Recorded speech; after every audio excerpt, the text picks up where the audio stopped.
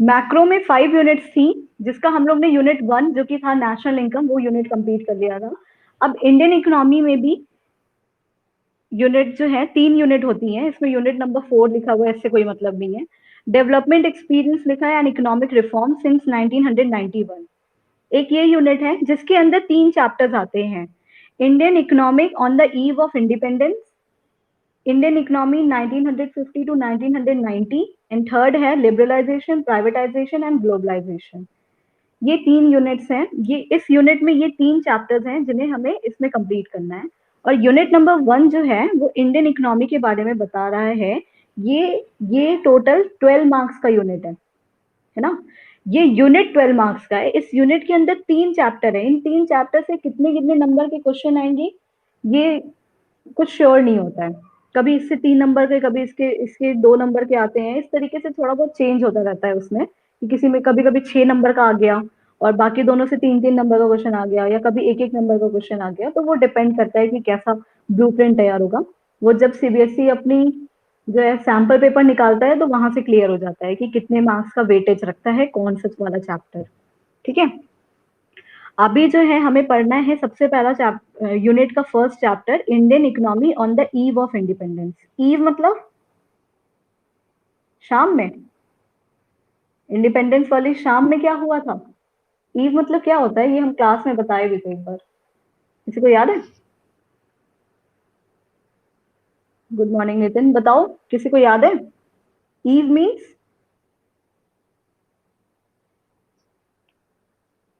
सचिन, नहीं याद है ना।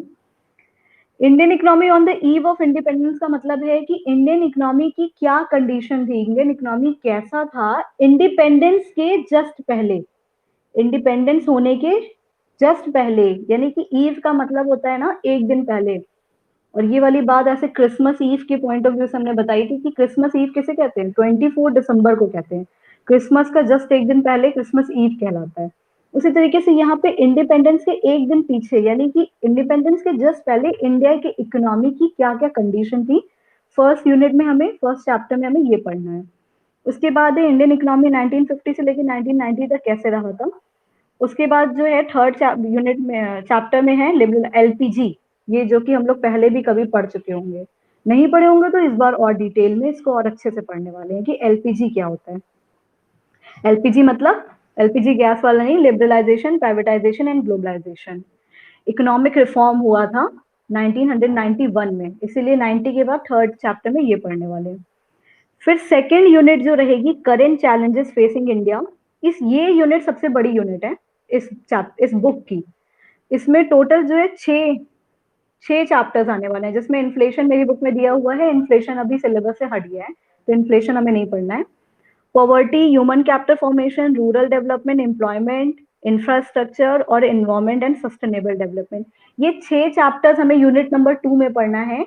और इस 6 चैप्टर का वेटेज भी सबसे ज्यादा होता है, 22 मार्क्स का ये यूनिट होता है। ये पर्टिकुलर यूनिट जो है वो 22 मार्क्स के होते हैं। और फिर थर्ड यूनिट बहुत छोटा सा यूनिट होता है। यहाँ 12 मार्क्स हो गए, यहाँ 22 मार्क्स हो गए, तो ये 6 मार्क्स बचा 40 नंबर में से। इसमें क्या होता है कि इसमें सिर्फ हम लोग कंपेरेटिव स्टडी करते हैं इंडिया के और उसके जो नेबरिंग कंट्री है, जैसे कि पाकिस्तान और चाइना। इंडिया, पाकिस्तान और चाइना का कंपेरेटिव स्टडी होता है इस चैप्टर में, उसके बारे में हमें इसमें पढ़ना है इस यूनिट में, जो कि सिर्फ 6 मार्क्स का आता है, लेकिन इंपॉर्टेंट होता है क्योंकि उसमें काफी सारे डेटा वगैरह होते हैं, तो उन चीजों को हमें याद रखना पड़ता है। उससे रिलेटेड क्वेश्चन भी काफी पूछे जाते हैं वाइवा वगैरह एग्जाम में भी। ठीक है, समझ में आई ये बात। अब तो ये हो गया इंट्रोडक्शन। अब चलो स्टार्ट करते हैं Indian economy on the eve of independence से, फर्स्ट चैप्टर से। अब इसमें क्या करना है, इसमें बस तुम्हें सुनते जाना है ध्यान से बातें, क्या बताई जा रही है, कैसे बताई जा रही है, सिर्फ चुपचाप ध्यान से सुनते जाओ सारे लोग। और कोई डाउट हो तो हमसे पूछना बिल्कुल भी। यूनिट 1 जो है, और ये इस इंडियन इकोनॉमी का, Indian economy on the eve of independence, यानी इंडिपेंडेंस की ईव पे इकोनॉमी की क्या क्या कंडीशन थी उसके बारे में पढ़ना है।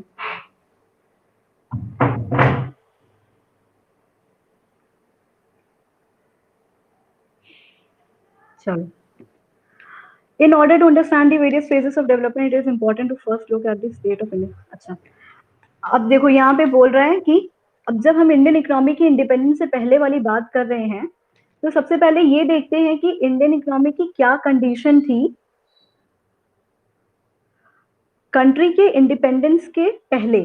कंट्री जब इंडिपेंडेंट हुआ था उसके पहले इंडियन इकोनॉमी की क्या कंडीशन थी, कैसे हालात थे यहाँ पे, क्या क्या काम करते थे वहां पे। ठीक है, जब ब्रिटिश रूल नहीं आया हुआ था उस इसको जानने के लिए सबसे पहले एक बात ये जानते हैं कि जिस टाइम पे ब्रिटिश रूल नहीं आया हुआ था, यानी कि इंडिया में ब्रिटिशर्स का रूल नहीं चल रहा था, तो उस टाइम पे इंडियन इकोनॉमी कैसी थी। उस टाइम पे हम बोलते थे कि हमारी जो इंडियन इकोनॉमी थी वो प्रॉस्परस थी, है ना। प्रॉस्परस थी इंडियन इकोनॉमी, ये बोला जाता है कब कब प्रॉस्परस थी, जिस टाइम पे ब्रिटिशर्स का रूल नहीं था। ब्रिटिशर्स के रूल के पहले इंडियन इकोनॉमी को प्रॉस्परस इकोनॉमी भी बोला जाता था। इसलिए बोला जाता था क्योंकि इंडियन इकोनॉमी जो थी वो इंडिपेंडेंट थी, किसी के ऊपर डिपेंडेंट नहीं थी, उनको कुछ भी करना रहता था वो अपने आप से करते थे, किसी की हेल्प लेने नहीं चाहते थे। और दूसरी बात सेल्फ रिलायंट थी। इंडिपेंडेंट का मतलब यही होता है ना कि आत्मनिर्भर थी, आजकल ये वर्ड बहुत फेमस भी हुआ है। तो ब्रिटिशर्स के रूल के पहले जब अंग्रेज नहीं आए थे इंडिया में, उसके टाइम के पहले इंडियन इकोनॉमी इंडिपेंडेंट कहलाती थी और सेल्फ रिलायंट कहलाती थी। इंडिपेंडेंट और सेल्फ रिलायंट का मतलब ही होता है क्या, प्रॉस्परस थी। तो हम कह सकते हैं कि ब्रिटिशर्स के रूल के पहले इंडियन इकोनॉमी कैसी थी, प्रॉस्परस इकोनॉमी थी। और इसकी मीनिंग क्या होती है, इंडिपेंडेंट एंड सेल्फ रिलायंट मतलब थी। और कहा जाता था इंडियन इकोनॉमी एग्रेरियन इकोनॉमी थी। इंडियन इकोनॉमी एग्रेरियन इकोनॉमी भी थी। कैसे एग्रेरियन इकोनॉमी थी इंडियन इकोनॉमी, क्योंकि एग्रेरियन एग्रीकल्चर वर्ड से रिलेटेड है। इसका मतलब है कि जो एग्रीकल्चर था वो ही उनके वहां के लोगों का मेन सोर्स ऑफ लाइवलीहुड था। इंडिया के लोगों का मेन सोर्स ऑफ लाइवलीहुड मतलब उनके कमाने का मेन जरिया क्या था, एग्रीकल्चर था। ज्यादातर ज्यादातर मतलब 2/3 पॉपुलेशन जो थी इकोनॉमी की वो पूरी तरीके से किस पे, एग्रीकल्चर पे डिपेंडेंट थी। सारे ज्यादातर लोग मतलब कि 2/3 पोर्शन ऑफ द पॉपुलेशन जो थी वो क्या करती थी, सारे लोग एग्रीकल्चर वर्क में ही इन्वॉल्व थे, ये लोग एग्रीकल्चर एक्टिविटीज ही करते थे। क्लियर।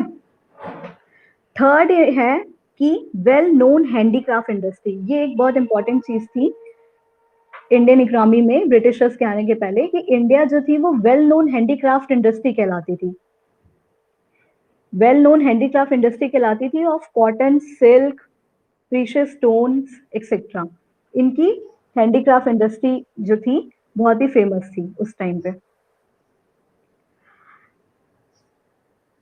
इसमें बस हमें ये जानना है कि इंडियन इकोनॉमी ब्रिटिशर्स के रूल के पहले कैसी थी, ये लर्न करना है। ये तीनों पॉइंट ही बहुत ही इंपॉर्टेंट है और यही एग्जैक्टली वर्ड पॉइंट्स लिखने हैं हमें। क्या, कि इंडियन इकोनॉमी प्रॉस्परस थी, एग्रेरियन थी and well known handicraft industry थी। हैंडीक्राफ्ट का क्या मतलब होता है, हाथ से बनाए हुए सामान जो होते हैं। तो यहाँ पे प्रीशियस स्टोन, सिल्क वगैरह का हैंडीक्राफ्ट बहुत होता था, इसके लिए पूरे वर्ल्ड में फेमस थी हैंडीक्राफ्ट इंडस्ट्री के लिए। और कैसी थी, एग्रेरियन थी क्योंकि लार्ज नंबर ऑफ पॉपुलेशन जो थे वो एग्रीकल्चर पे डिपेंडेंट थे। एंड प्रॉस्परस थी, प्रॉस्परस इसलिए क्योंकि वो सेल्फ रिलायंट थी। ओके, अब ये तो बात हो गई before the British rule. British rule के पहले इंडियन इकोनॉमी कैसी थी। अब आगे पढ़ते हैं हम लोग कि जब ब्रिटिश रूल आया था, यानी कि ड्यूरिंग द ब्रिटिश रूल, तब इंडियन इकोनॉमी क्या कहलाती थी, इंडियन इकोनॉमी को क्या बोलते थे। जब ब्रिटिशर्स का रूल स्टार्ट हुआ उसके बाद से इंडियन इकोनॉमी की क्या क्या कंडीशन हुई है, इसके बारे में पॉइंट्स पढ़ते हैं। कि economic policies of colonial government were concern with protection and promotion of their own interest. Economic policies of colonial government, जब ब्रिटिशर्स के रूल के आने के बाद जो भी इकोनॉमिक पॉलिसी बनती थी किसकी, कॉलोनियल गवर्नमेंट की, वो सिर्फ और सिर्फ कंसर्न रहती थी किस चीज के लिए, अपने ओन इंटरेस्ट के प्रोटेक्शन और प्रमोशन के लिए। क्या कह रहा है कि जो कॉलोनियल, पहली बात कॉलोनियल गवर्नमेंट क्या होती है बता रहे हैं अभी। कॉलोनियल गवर्नमेंट जो होती वो ब्रिटिशर्स के आने के बाद अपनी सिर्फ इकोनॉमिक पॉलिसी ऐसी ही बनाती थी जो कि उन्हीं के इंटरेस्ट में काम आती थी, उन्हीं का सिर्फ प्रमोशन करती थी, उन्हीं को प्रोटेक्ट करती थी। उनको किनकी बात हो रही है यहाँ पे? ब्रिटिशर्स की बात हो रही है, कॉलोनियल गवर्नमेंट की बात हो रही है ना? अब कॉलोनियल गवर्नमेंट पता है किसी को क्या होता है? कोई बता सकता है? मैम आगे बोलो। मैम ब्रिटिश कॉलोनी बनाते थे उसे ब्रिटिशर्स कॉलोनी बना देते थे? नहीं, ऐसा होता है ना कि एक कंट्री होती है पावरफुल कंट्री कह सकते हैं उसको, और एक होती है जो थोड़ी कम पावरफुल कंट्री होती है या जिनके पास ज्यादा रिसोर्सेज नहीं होते हैं, उनको ना दूसरों के ऊपर थोड़ा डिपेंडेंट रहना पड़ता है। जैसे उनके पास उतने पावर, रिसोर्सेज, पैसा, टेक्नोलॉजी, ये सारी चीजें नहीं होती है, तो हम कह सकते हैं वो कमजोर कंट्री होती है। तो जितने पावरफुल कंट्रीज होते हैं ना, दो कंट्री की बात हो रही है, जितने पावरफुल कंट्री होते हैं वो लोग कॉलोनी फॉर्म करते हैं। वो क्या कहते हैं? वो रूलर कहलाते हैं, मतलब वो रूल करते हैं लोगों के ऊपर या दूसरे कंट्रीज के ऊपर रूल करने लगते हैं। और जिन चीजों के, जिन कंट्री के ऊपर रूल करते हैं वो उनकी कॉलोनी बन जाती है। उस कॉलोनी को क्योंकि वो रूल कर रहे हैं तो वो कॉलोनियल गवर्नमेंट हो जाते हैं। क्योंकि उस जो कमजोर वाली कंट्री है, उसका कोई भी फैसला लेना है या उसके बारे में क्या करना है या उनको कब कितना हेल्प पहुंचाना है, वो लोग कैसे वर्क करेंगे, उनकी सारी चीजें कंट्रोल जो है कॉलोनियल गवर्नमेंट के हाथ में आ जाती है। कॉलोनियल गवर्नमेंट कौन होता है? जो रूल करने वाली कंट्री होती है, उसको बोलते हैं क्या? Colonial government. और वो किस कंट्री पे रूल करती है? जहां उसने अपनी कॉलोनी बनाई होती है। तो इस वाले केस में ब्रिटिशर्स रूल वाले केस में क्या होता है? इंडिया जो थी वो लेस, जब ब्रिटिशर्स के आने के बाद बहुत सारे उन लोगों ने नुकसान पहुंचाए थे, और वही हमें पढ़ना भी है कि कैसे कैसे किया था। तो इंडिया को वो लोगों ने अपनी कॉलोनी बना ली थी और उनके ऊपर वो रूल करते थे, तो इसलिए हम ब्रिटिशर्स को कॉलोनियल गवर्नमेंट बोल रहे हैं यहाँ पे। समझ में आई बात? ब्रिटिशर्स क्या थे? कॉलोनियल गवर्नमेंट थे, इसलिए क्यों? क्योंकि वो रूल करते थे अपनी कॉलोनी पे। उनकी कॉलोनी कौन थी? जो उनसे कम पावर वाली कंट्री थी, जिनके ऊपर उन्होंने कब्जा कर लिया था। क्लियर हुआ?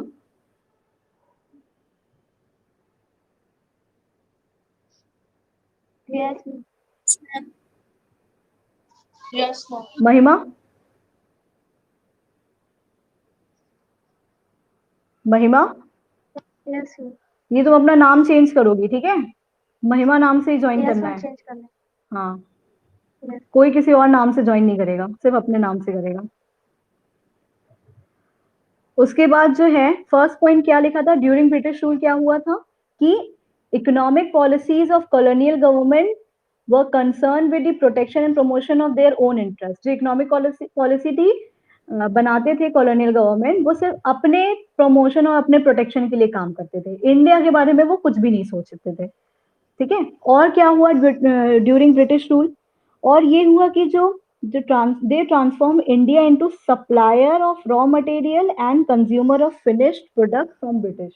दो बहुत इंपॉर्टेंट पॉइंट है ये, क्योंकि इस चीज में बहुत ज्यादा इंडिया की बर्बादी का काम है। क्या किया था कि इंडिया को उन्होंने बना दिया था supplier of raw materials. India को उन्होंने सप्लायर ऑफ रॉ मटेरियल बना दिया था। सब रॉ मटेरियल तो सबको पता है क्या होता है ना? जिनसे हम कोई प्रोडक्शन करते हैं, फिनिश गुड बनाते हैं। फिनिश गुड बनाने के लिए जिन भी चीजों की जरूरत पड़ती है वो होता है रॉ मटेरियल। तो वो क्या करते थे? इंडिया से सस्ते सस्ते दामों पे, बहुत ही कम प्राइसेस पे रॉ मटेरियल को ले जाते थे अपने कंट्री में। ब्रिटिशर्स इंडिया से उठा के एक्सपोर्ट करते थे, यहाँ से अपने कंट्री में रॉ मटेरियल्स बहुत ही कम सस्ते दामों पे लेके जाते थे। और उसके बाद जो कंज्यूम फिनिश गुड, जब वहां से गुड्स अपने तैयार कर लेते थे, उन फिनिश गुड को ला के वापस में इंडिया में ही बेचते थे। समझ में आई बात? फिनिश गुड मतलब अपने कंट्री में, यहाँ से उठा के, इंडिया से उठा के रॉ मटेरियल्स अपने कंट्री में लेके जाते थे सस्ते दामों पे, कम दामों पे। वहां पे जाके अच्छी टेक्नोलॉजी, मशीनरी का यूज करके वो फिनिश गुड प्रिपेयर करते थे, बनाते थे गुड्स को। उसके बाद उसको और दाम, ज्यादा दामों पे ले आके ब्रिटिशर्स को ही सेल करते थे। ब्रिटिशर्स जो है इंडिया को ही सेल करते थे। यानी इंडिया को वो क्या कर दिए थे? रॉ मटेरियल को एक्सपोर्ट कराते थे और फिनिश गुड का इंपोर्ट कराते थे। ये वाली बात समझ में क्या बोला गया? समझ में आया? यस मैम यस मैम बस 2 लोगों को। यस इंडिया से रॉ मटेरियल्स लेके जाते थे बहुत ही सस्ते दामों पे, अपने कंट्री में जाके अच्छी मशीनरी वगैरह से क्या करते थे, फिनिश गुड बना के उसको रेट बहुत हायर प्राइसेस करके वापस इंडिया वालों को ही बेच देते थे। समझ में आई बात? ये सेकेंड पॉइंट था। उसके बाद और क्या करते थे, the economic condition of a nation can be जज by its national income and per capita income. जो किसी कंट्री की इकोनॉमिक कंडीशन होती है वो कैसे जज कर सकते हैं हम, उसके ये हम लोग पढ़े भी हैं कि इकोनॉमिक कंडीशन नेशनल इनकम से पता चल जाती है। और पर कैपिटा इनकम होता है, पर कैपिटा इनकम कैसे निकालते हैं, total income upon total population. जितनी भी टोटल इनकम है टोटल पॉपुलेशन से डिवाइड करते हैं, तो पर कैपिटा इनकम मतलब हर पर्सन की कितनी इनकम है इसको कैलकुलेट किया जा सकता है ना। किसी भी इकोनॉमी की कैसी कंडीशन है, इकोनॉमिक कंडीशन है, वहां के पर कैपिटा इनकम या नेशनल इनकम से ये पता लगाई जा सकती है। तो जो ब्रिटिशर्स थे उन्होंने कोई भी सिंसियर अटेम्प्ट नहीं किया था क्या करने के लिए, इसको निकालने के लिए ब्रिटिशर्स गवर्नमेंट द्वारा, क्योंकि यहाँ पे रूल किसका चल रहा था, ब्रिटिशर्स का चल रहा था। तो उन्होंने कोई भी ऐसा ट्राई नहीं किया, कोई भी ऐसा अटेम्प्ट नहीं किया जिससे कि हम इंडिया की इकोनॉमिक कंडीशन के बारे में पता लगा सके। उनको पता था कि वो कंडीशन ऑलरेडी खराब कर चुके हैं, तो वो ऐसा कुछ अटेम्प्ट भी नहीं करते थे कि इसकी इकोनॉमिक कंडीशन को पता लगाया जाए और उसको सुधारने पे कोई काम किया जाए, क्योंकि वो जो भी इकोनॉमिक पॉलिसी बनाते थे वो सिर्फ अपने प्रोटेक्शन के लिए, अपने फेवर के लिए बनाते थे, है ना। इसमें जो है individual attempts by Dadabhai Naoroji, William Digby, Findlay Shirras, VK RV Rao और आरसी देसाई, ये जो कुछ इकोनॉमिस्ट, ये जो कुछ लोग थे, इन्होंने कुछ अपने अपने लेवल पे अटेम्प्ट किया, ट्राई किया क्या करने का, इंडिया की इकोनॉमिक कंडीशन को फाइंड करने का, यानी पर कैपिटा इनकम निकालने का। ये ना इंडिया से ही बिलोंग करते थे, इन लोगों ने खुद से ट्राई किया कि ये ब्रिटिशर्स तो कुछ नहीं कर रहे हैं, तो चलिए हम ही लोग खुद से ट्राई करते हैं।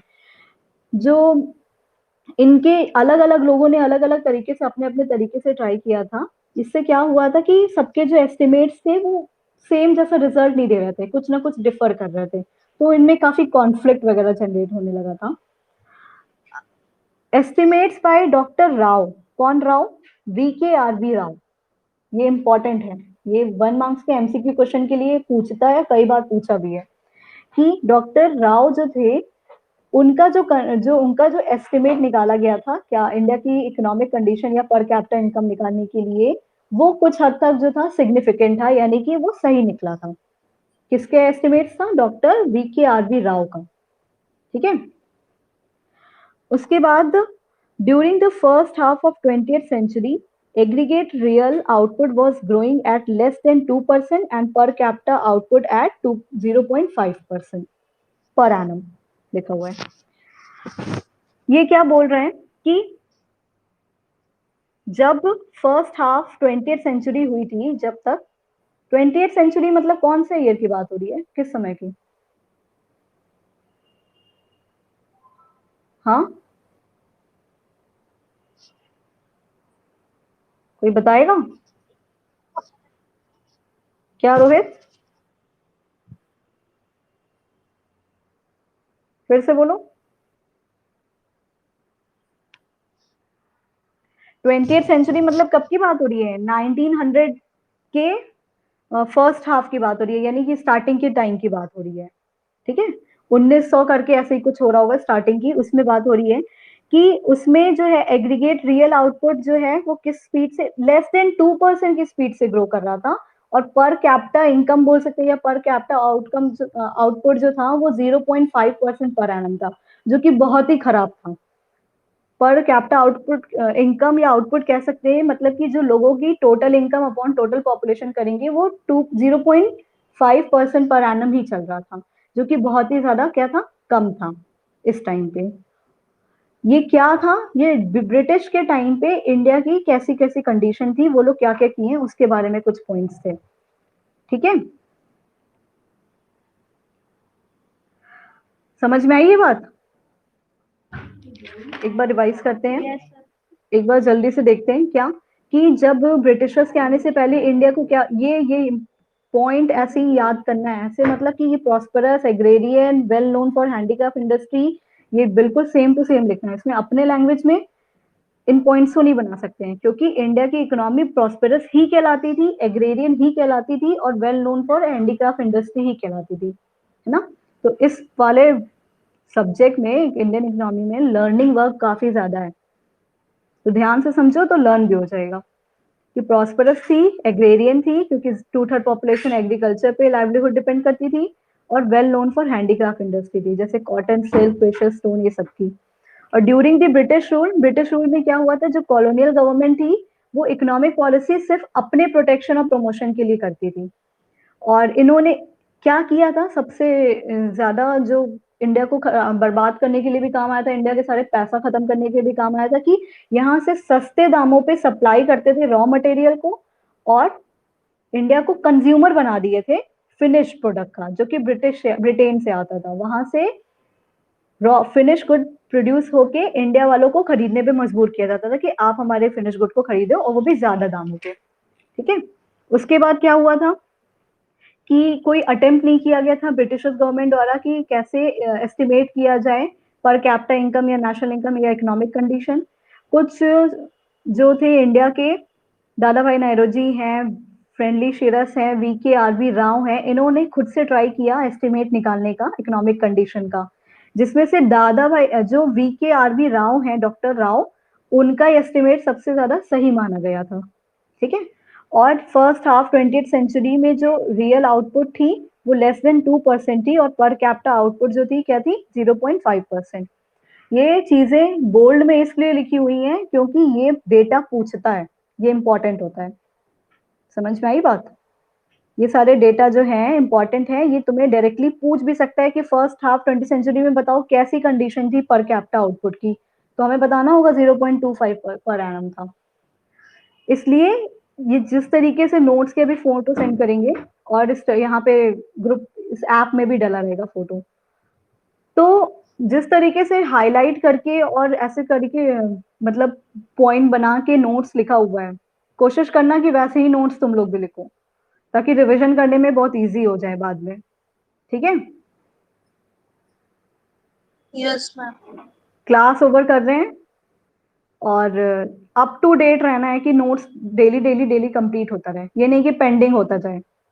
इंडियन इकोनॉमी अलग कॉपी में लिखाएगा, माइक्रो वाले कॉपी में नहीं लिखाएगा, इसकी अलग से कॉपी बनेगी।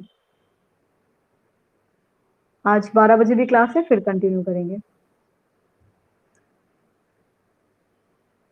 Thank you. महिमा नाम चेंज कर लो।